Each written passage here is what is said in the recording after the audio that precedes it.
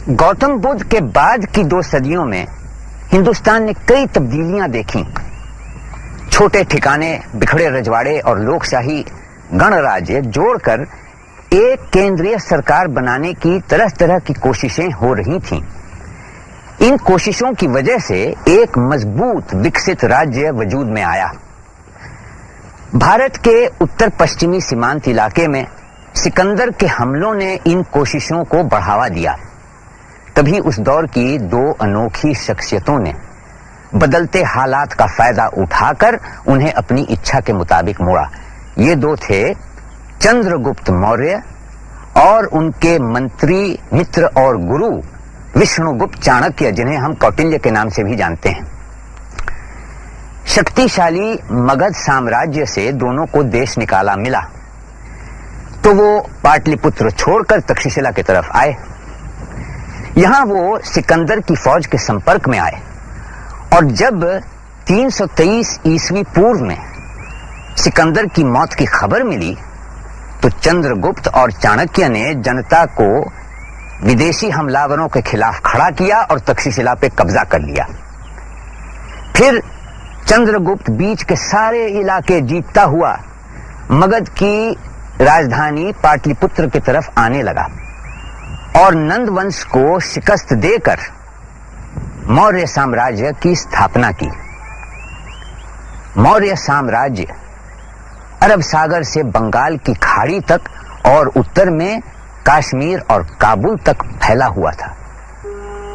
ओम भूर्भुवः स्वः तत्सवितुर्वरेण्यं भर्गो देवस्य धीमहि धियो यो नः प्रचोदयात्।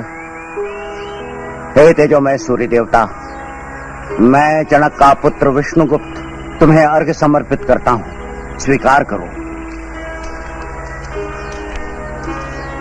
इस जम्बूद्वीप के लोक समाज में तुम्हारा प्रकाश फैले, ये समाज महानता को पाए, यही मेरी प्रार्थना है। आशीर्वाद दो।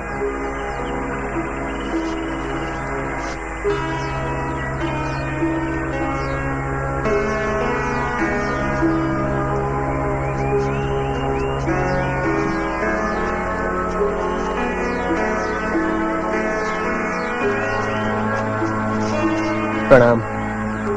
प्रणाम आचार्य। कौन हो तुम? मैं चंद्रगुप्त मौर्य हूँ प्रभु। चंद्रगुप्त, मुरादासी का बेटा चंद्रगुप्त। नंद के विरुद्ध तुम्ही ने विद्रोह किया है ना? मुझे वहां से देश निकाला दे दिया गया है प्रभु। मुझसे क्या चाहते हो? मुझे अपना शिष्य बना लीजिए। मुझसे क्या सीख पाओगे? मैंने सुना है आप अर्थशास्त्र पर ग्रंथ लिख रहे हैं। लिखना शुरू भर किया है, अभी पूरा नहीं किया, पर उसे सीखकर तुम्हारा क्या कल्याण होने चला है? आचार्य, मैं सम्राट बनने की कामना रखता हूँ, मगध का सम्राट। तुम सम्राट? अरे तुम तो क्षत्रिय भी नहीं हो, मेंढकी को जुकाम हुआ चाहता है। आचार्य, मगध का राजा नंद क्या क्षत्रिय है? ना हो, पर उसके पास राज्य तो है। चंद्रगुप्त, अर्थशास्त्र राज्य को संगठित करना, प्रशासन करना सिखाता है। ये तुम्हारे काम की चीज नहीं। इससे तो उन्हीं को लाभ होगा जिन्हें प्रशासन करना है और प्रशासन करने के लिए जिनके पास राज्य है। आचार्य, मुझे भी सिखाइए कि राज्य कैसे जीता जाता है, मगध जैसा राज्य। स्वप्न को यथार्थ में बदलना सबके बस की बात नहीं चंद्रगुप्त। किंतु स्वप्न देखना भी तो सबके बस की बात नहीं है आचार्य। आप सचमुच विश्वास करते हैं कि साधारण जन की स्वाभाविक भलाई पर निर्भर किया जा सकता है? उसके भरोसे एक सुसंगठित राज्य का निर्माण हो सकता है? नहीं आचार्य, इससे बड़ा अनर्थ नहीं। आप जिस साधारण जन की महान प्रशंसा करते हैं, वो आहार, निद्रा, भय, मैथुन में डूबा रहता है। अपने और अपने परिवार के बाहर उसका कोई संसार नहीं होता और समाज को तो जरा भी नहीं समझता वो। और राजा, क्या राजा की गुणशीलता पर विश्वास किया जा सकता है? वो तो और भी खतरनाक होता है, और मूर्ख भी। कुछ अपवादों को छोड़कर ज्यादातर राजाओं पर ताकत का नशा छा जाता है। अगर प्रतिबंध न हो तो वो अपना स्वार्थ साधने में लग जाते हैं और समाज को बर्बाद कर देते हैं, साधारण जन से भी ज्यादा। नहीं आचार्य, आवश्यकता है एक प्रणाली की, एक पद्धति की, लोहे में ढले नियमों की। ऐसे नियम जो शब्दों की लौह कवच पहने हो, जिन्हें आसानी से तोड़ा ना जा सके। इसीलिए मेरा ग्रंथ। ऐसे ग्रंथ कौन पढ़ेगा? 2 विद्वान 4 बुद्धिजीवी पढ़ लेंगे, संभवतः बड़े बड़े शब्दों के सहारे तर्क भी कर लेंगे, पर इससे कोई अंतर नहीं पड़ता। ऐसे विद्वानों के हाथों समाज नहीं बनता। ये तो सर्वमान्य है कि ग्रंथ चिरंतन है, सनातन है। हो सकता है कालांतर में कोई तुम्हारी बुद्धि की प्रशंसा करे, तुम्हारी दृढ़ता और तुम्हारे तर्क को महत्व दे और उस पर आचरण भी करे। और कितने ग्रंथ लिखे गए हैं अर्थशास्त्र पर, और उसका परिणाम? जानता हूं, खूब अच्छी तरह जानता हूं, पर अच्छे से अच्छा विचार शून्य में खड़ा नहीं हो सकता आचार्य। उसे ठोस पीठिका चाहिए, शक्ति और शस्त्र का समर्पण चाहिए, नहीं तो वो पवित्र विचार बना रह जाता है। आशय, मैं पाटलिपुत्र जा रहा हूं, मगध में अपने विचारों का समर्थन ढूंढने। पाटलिपुत्र? उस व्यभिचारी नंद के दरबार में तुम्हें क्या समर्थन मिलेगा? लोभ और विलास में गले तक डूबा हुआ वो पतित, वो तुम्हारी बात सुनेगा भी? मगध जाना चाहते हैं विष्णुगुप्त, जहां ब्राह्मण और क्षत्रियों की कन्याएं कूल्हे मटकाती हैं और सम्राट घंटों बैठा उनका नाच देखता रहता। जो हो आचार्य, इस वक्त मुझे अर्थशास्त्र की चिंता है, नाट्यशास्त्र की नहीं।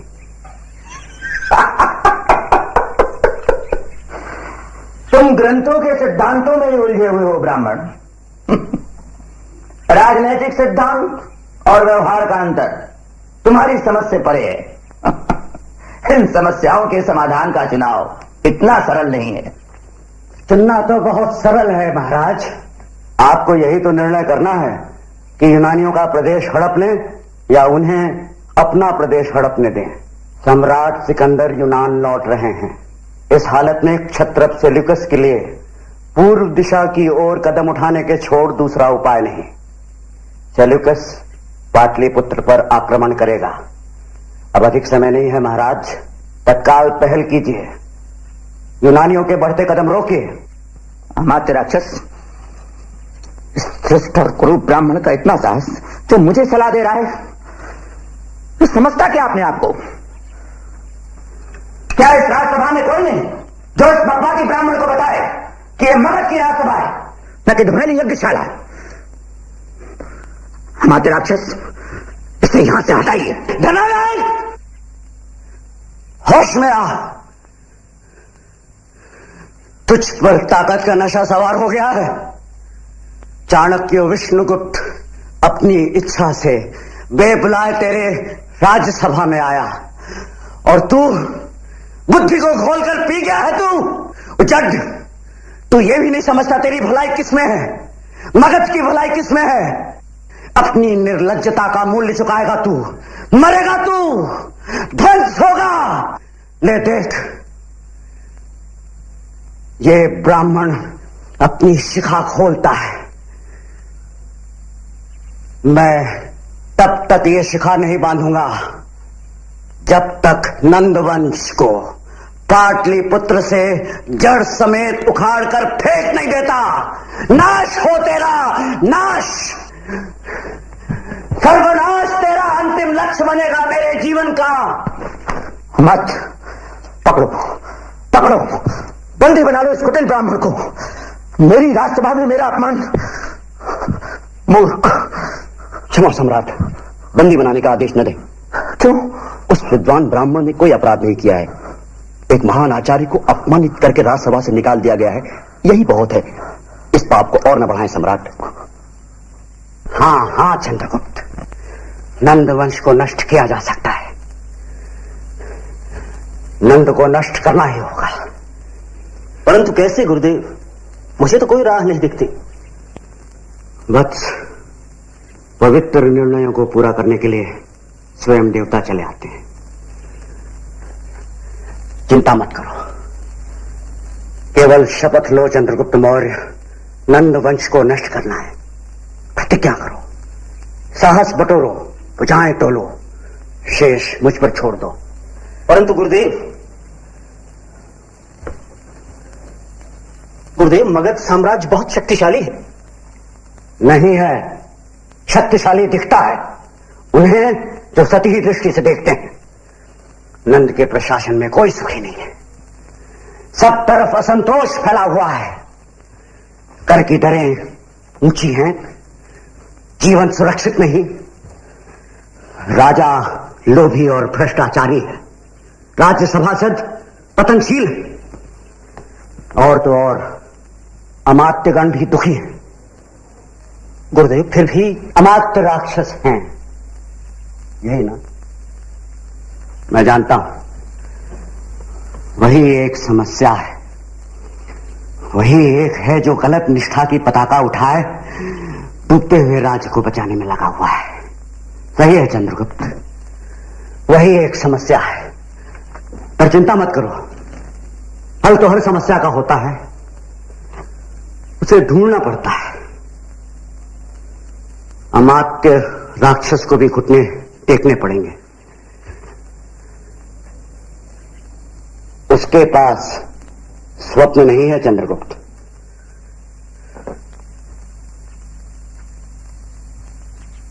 अरे सम्राट सिकंदर घायल हो गए, अरे सम्राट सिकंदर भाई लोग घायल हो गए, अरे सम्राट सिकंदर घायल हो गए, सम्राट सिकंदर घायल हो गए। सम्राट कैसे? ये मैं नहीं जानता, जो सुना है बता रहा हूं, सम्राट सिकंदर घायल हो गया है।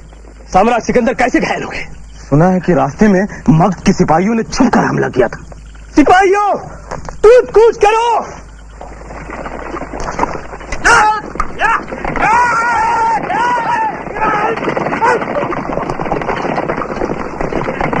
विश्व विजेता यूनानी सेना के वीर सेनानी बने फिरते हो तुम, यूनानी साम्राज्य के आधार स्तंभ।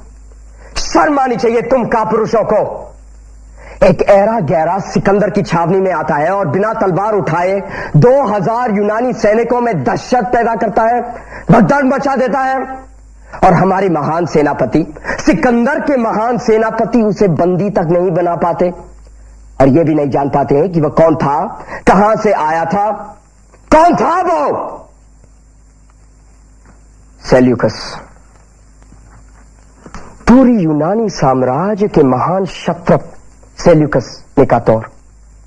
क्या आप हमें यह बताने की कृपा करेंगे कि कौन था वो? सम्राट, वो मगध के नंद के जासूस रहा होगा। मगध के नंद का? उसे तो हमारी प्रगति से, हमारी बढ़ती हुई ताकत से चिढ़ होनी है। सम्राट, हमें उसके खिलाफ दोष तैयार करने चाहिए। हमें समाचार मिला है कि तक्षशिल का चाणक्य विष्णुगुप्त नंद वंश का सफाया करने पर तुला है। अगर हम उसके साथ और उसके वीर शिष्य चंद्रगुप्त के साथ गठबंधन कर सके तो शायद। एक बुद्धिमान गुरु और दूसरा उसका शूरवीर युवा शिष्य। सेल्यूकस, हमारे तक्षशिल पहुंचने पर उन दोनों से हमारी मुलाकात का इंतजाम करो। प्रणाम गुरुदेव।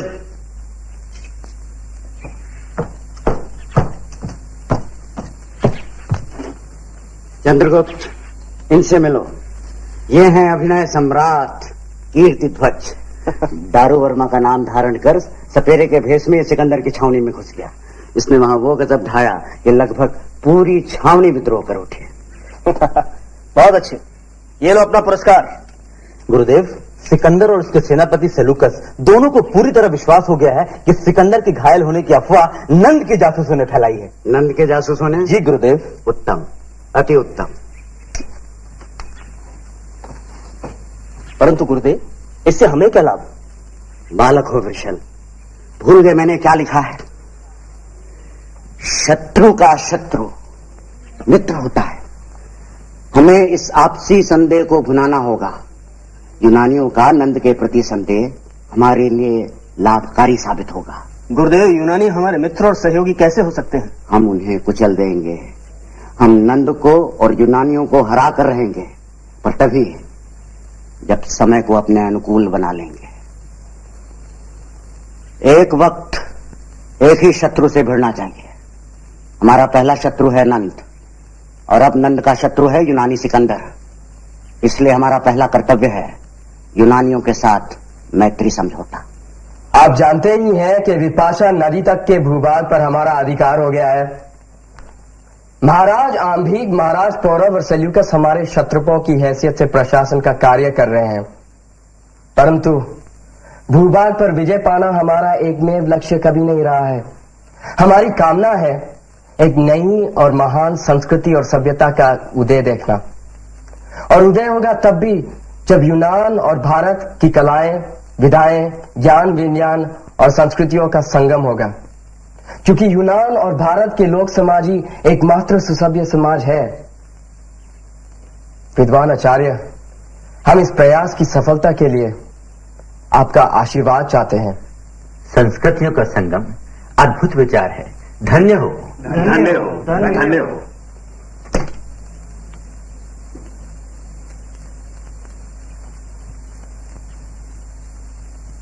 आचार्य चाणक्य, आप मौन क्यों थे? मैं सोचता था सम्राट कि शब्दों के संगीत में तल्लीन हो जाना हम भारतीयों की विशेषता है। लगता है आप पर भी रंग चढ़ गया है।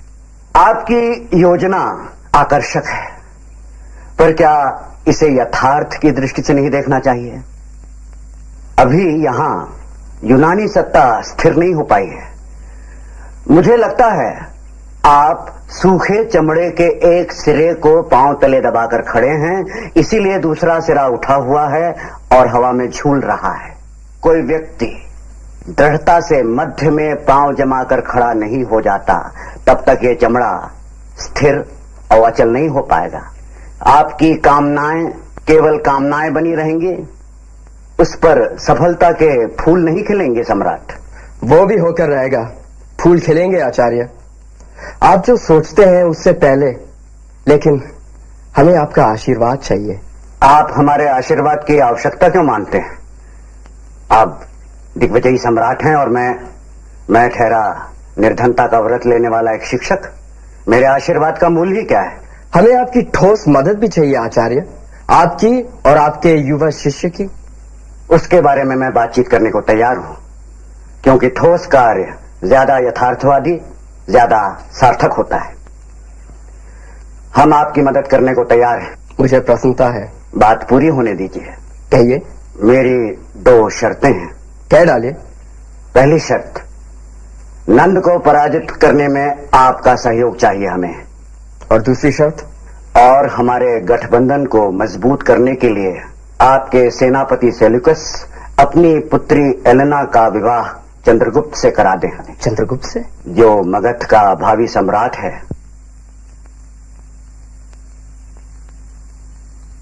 आपकी शर्तें काफी गंभीर है आचार्य।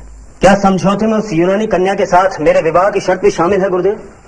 हाँ, वही एक शर्त है जो समझौते की नींव है। चंद्रगुप्त, तुम मगध का सम्राट बनना चाहते हो ना, या तुम्हारे पांव लड़खड़ा रहे हैं? मेरा निर्णय अटल है आचार्य। मैंने नंद वंश को जड़ से समाप्त कर देने की प्रतिज्ञा की है। अगर प्रतिज्ञा की है तो वही करो जो मैं बताऊं। गुरुदेव, आप आज्ञा दें तो मैं घनघोर युद्ध करने को तैयार हूं, हर कठिनाई से जूझने को प्रस्तुत हूं। लेकिन मैं उस कन्या से विवाह क्यों करूं जिसे मैं नहीं चाहता, जिसे मैं जानता तक नहीं? क्योंकि राजा का विवाह राजनीति तय करती है, राजा की इच्छा या सनक नहीं। चंद्रगुप्त, यही एकमेव उपाय है जो यूनानियों के साथ हमारा गठबंधन पक्का करेगा।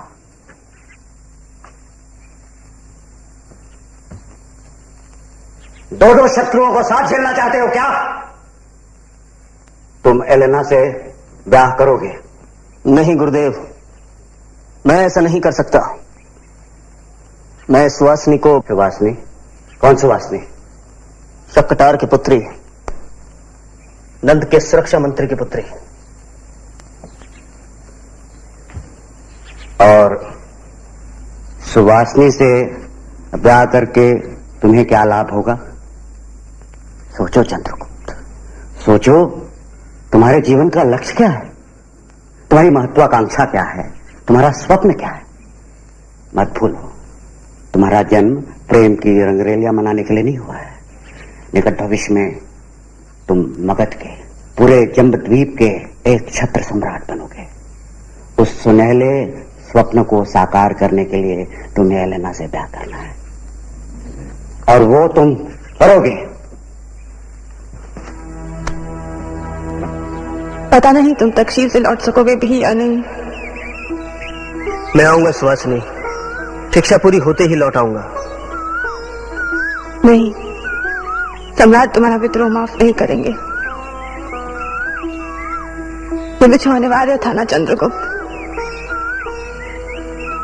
हम लोग लकड़ी के लट्ठों की तरह हैं, बहती नदी में अचानक मिल जाते हैं, कुछ देर साथ बहते हैं और फिर बिछड़ जाते हैं। मेरा निर्णय अटल है सुहासिनी, मैं अवश्य लौटूंगा और मगध का सम्राट बनकर ही लौटूंगा।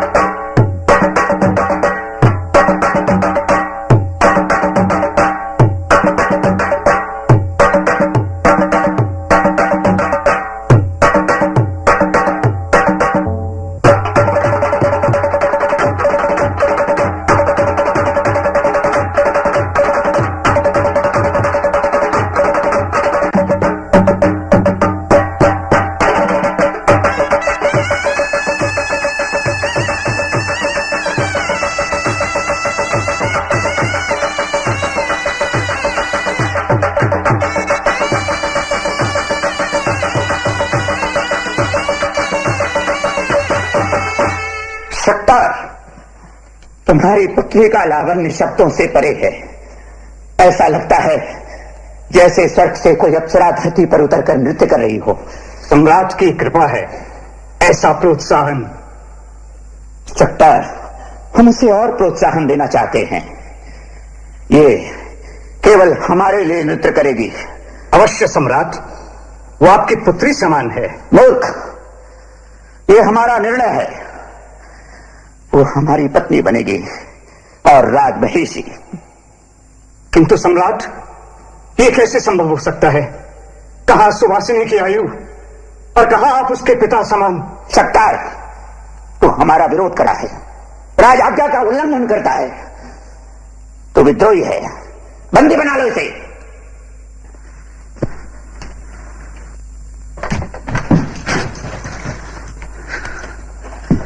सम्राट, आप ये अन्याय नहीं कर सकते। नहीं, ये विद्रोही है। सत्तार, अगर तुमने अपनी पुत्री का विवाह हमसे नहीं किया तो तुम्हें मृत्युदंड दिया जाएगा। ले जाओ इसे।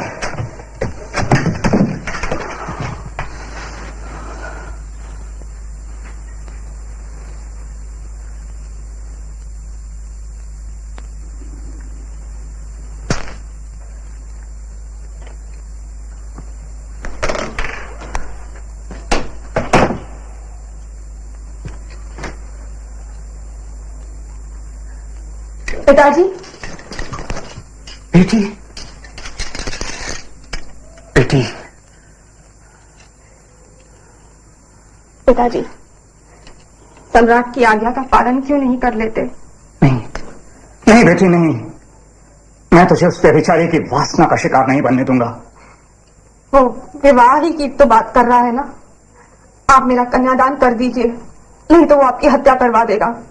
होने दे मेरी हत्या। इस लोभी राजा के शासन में अब मुझे जीवित रहना भी नहीं है। इससे तो अच्छा होगा मैं विष पीकर मर जाऊं। क्यों? तू क्यों मरेगी? तू भाग भी तो सकती है। चंद्रगुप्त के पास चली जा। भूल गई? उसने तुझसे विवाह करने का वादा किया है। चंद्रगुप्त गुरु के कहने पर वो एलेना से विवाह कर चुका है। तू क्या हुआ? तू चंद्रगुप्त की दूसरी पत्नी बनकर नहीं रह सकती?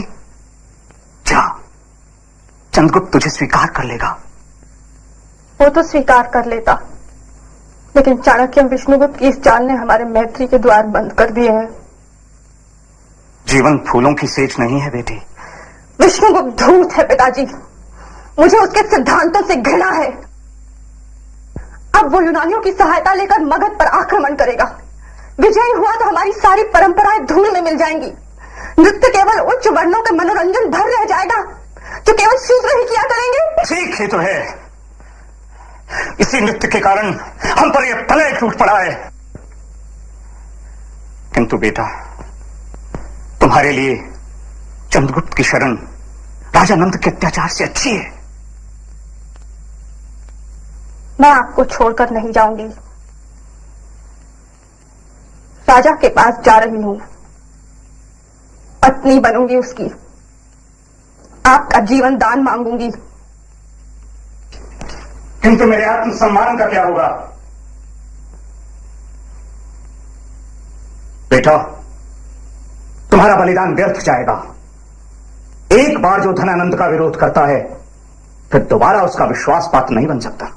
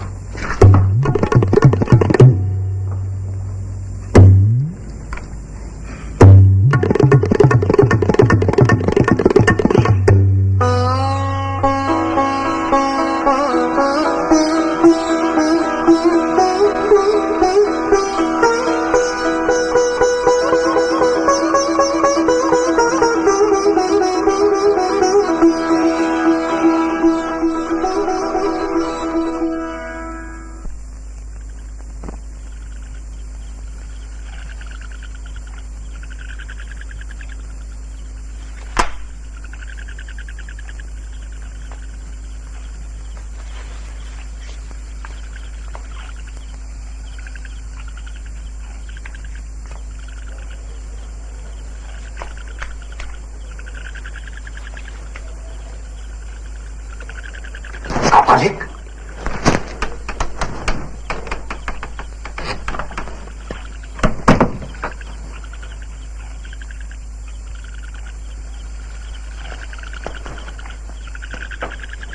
मुझे पहचानो शटकार।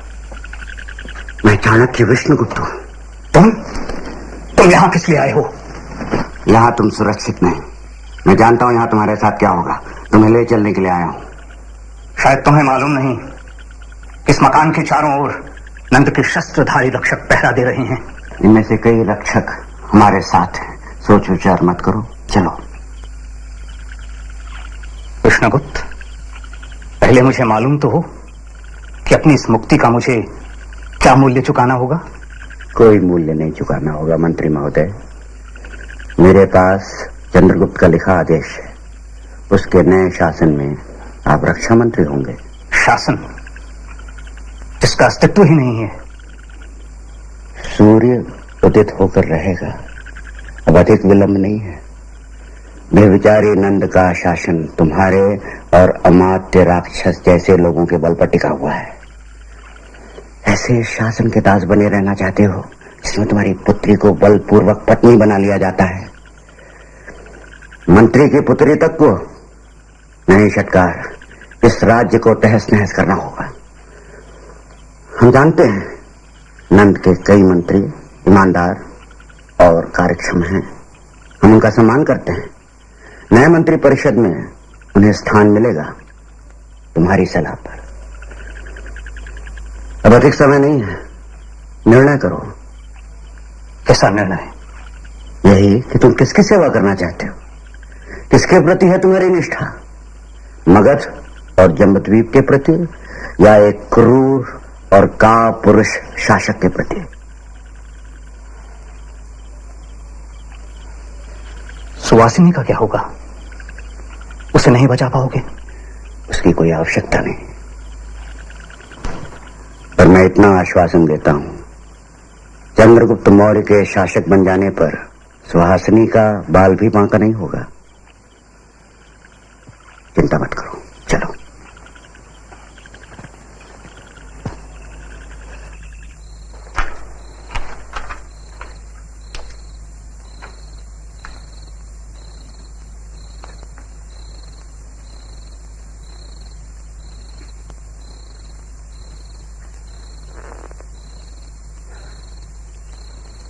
हमें दुख है सुवासिनी, हमें तुम्हारे पिता को बंदी बनाना पड़ा।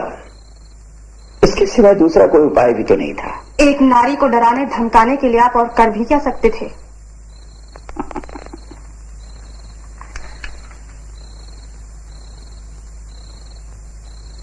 हम तुमसे क्षमा चाहते हैं साम्राज्ञी। तुम्हारे रूप सौंदर्य ने हमारा विवेक हर लिया था। हम तुम्हें पाने के लिए कुछ भी कर सकते थे। प्रेम अंधा कहा गया है न सुवासिनी। प्रेम?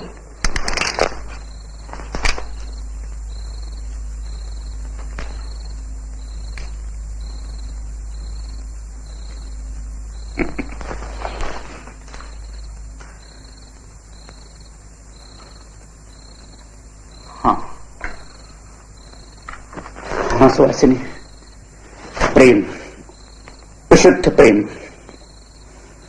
प्रेम को साधने का उपाय चाहे प्रेरणा हो, पर है तो प्रेम ही। क्या तुम अब भी मुझसे रूठी हुई हो? मैं सब कुछ स्वीकार कर चुकी हूँ सम्राट। सम्राट? क्या केवल सम्राट? काश तुम मेरे हृदय में झांक कर देख पाती सुवासिनी। क्षमा करें प्रभु, ये पत्र पकड़ा गया है, स्वामी से देख लें।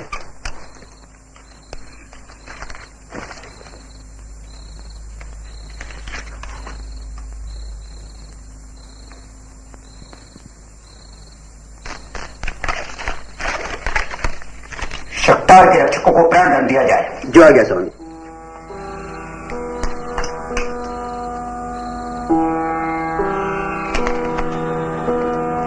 ये वास्तव में तुम्हारे ही काम का है सुवासिनी।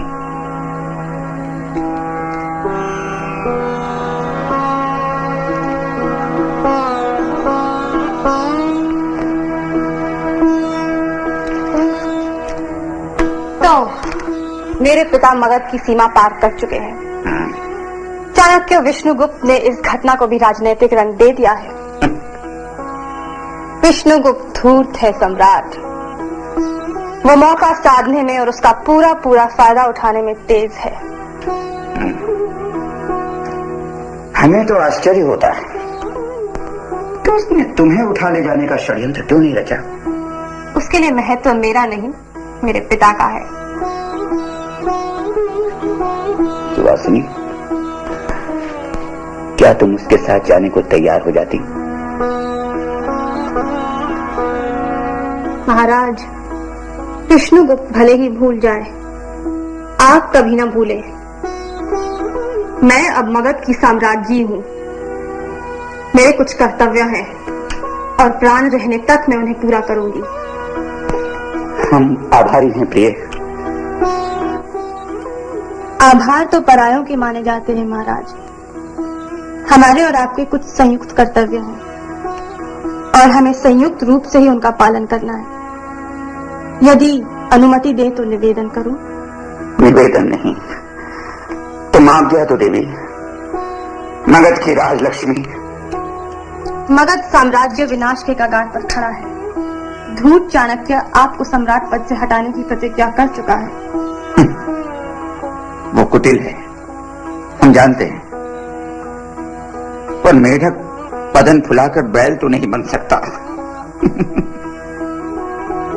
सुवासिनी, मगध कोई छोटा मोटा राज्य नहीं है, वह एक विशाल साम्राज्य है। विशालता ही कभी कभी दुर्बलता साबित होती है महाराज।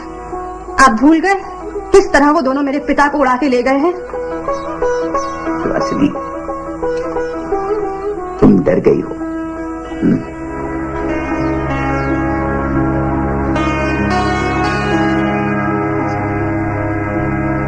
फिर भी हमें उनकी कोशिश नाकाम करनी होगी। कैसे? मित्र जोड़कर। मित्र? हाँ, गणों और संघों को अपनी तरफ खींचकर, क्योंकि उन्हीं को चंद्रगुप्त और विष्णुगुप्त से सबसे ज्यादा खतरा है। हमें गणों को विश्वास दिलाना होगा कि हम उनके खिलाफ युद्ध कभी नहीं करेंगे। तभी वे चंद्रगुप्त के बढ़ते कदम रोकेंगे, तभी मगध सुरक्षित रह पाएगा।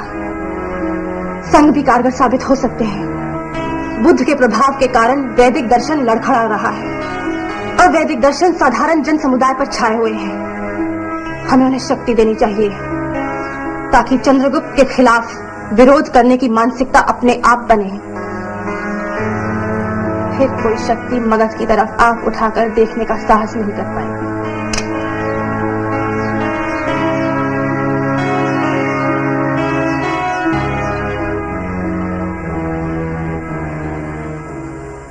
बहुत हो चुकी औपचारिकता है चाणक्य। आप पहले इस प्रश्न का उत्तर दीजिए, आपने गणों के विरुद्ध युद्ध क्यों छेड़ा? वो तो आपके शत्रु नहीं थे। आप जानते हैं, ना तो हम सत्ता बढ़ाना चाहते हैं, ना साम्राज्य स्थापित करना चाहते हैं। लेकिन गणाधिपति, आपने हमारे साथ युद्ध किया ना, और हराया भी। आर्य चाणक्य, आपको साम्राज्य स्थापित करने की धुन है और साम्राज्य गणों का विनाश कर देगा। इसलिए हम आपके साम्राज्य को स्थापित नहीं होने देंगे, ये आप अच्छी तरह जान लीजिए। हम साम्राज्य स्थापित करके रहेंगे गणाधिपति, ये भी आप अच्छी तरह जान लीजिए। एक बार मुठभेड़ में हार जाना युद्ध हार जाना नहीं होता। शांत रहो चंद्रगुप्त। गणाधिपति सारिपुत्र हमारे संरक्षक हैं और हमारी भलाई चाहते हैं। गणाधिपति सारिपुत्र, हम गणराज्यों का आदर करते हैं। उनकी व्यवस्था में लोकहित का बराबर ध्यान रखा गया है। परंतु आज स्थिति एकदम बदल चुकी है। यूनान के मैसेडोनिया से सप्त सिंधु तक साम्राज्य बन रहे हैं, बल्कि बन चुके हैं। सिकंदर ने स्वयं कई गणराज्यों को अपने पांव तले रौंदा है और आप ये भी जानते हैं कि नंद के मन में गणराज्यों के लिए जरा भी सहानुभूति नहीं है। आप सिकंदर और नंद से अलग नहीं आ रहे विष्णुगुप्त, क्या है? आपने अच्छा प्रश्न उपस्थित किया है और मैं भी आपको सीधा और निसंदिग्ध उत्तर दूंगा। हम आपको आश्वासन देने को तैयार हैं। कैसा आश्वासन? यदि आप नंद के विनाश में और यूनानियों के पराजय में हमारा साथ देते हैं तो हम आपको आश्वासन देते हैं कि आपकी स्थानीय स्वतंत्रता सुरक्षित रहेगी। यदि आप सीधे सामने ना आना चाहें तो भी कोई बात नहीं, पर नंद के विनाश को रोकने की चेष्टा नहीं करेंगे, इसका आश्वासन आप दें। किंतु हम विश्वास कैसे करेंगे? क्यों नहीं? हम विदेशी आक्रमणकारियों की तरह मनमानी करने वाले तो नहीं हैं, ना ही हम नंद की तरह अत्याचारी हैं। हमारा केंद्रीय शासन नियमों का पालन करेगा और व्यवस्था को बनाएगा गणाधिपति। और दूसरे गणों का क्या होगा? आपसे ये बात छिपी हुई नहीं है कि सभी गणराज्यों का शासन अच्छा नहीं है। कुछ भीतर ही भीतर सड़ चुके हैं और कुछ नाम मात्र के गण हैं। आपकी बात अलग है। हम आश्वासन आप और आप जैसों को दे सकते हैं, क्योंकि आप भी दूरदर्शी हैं।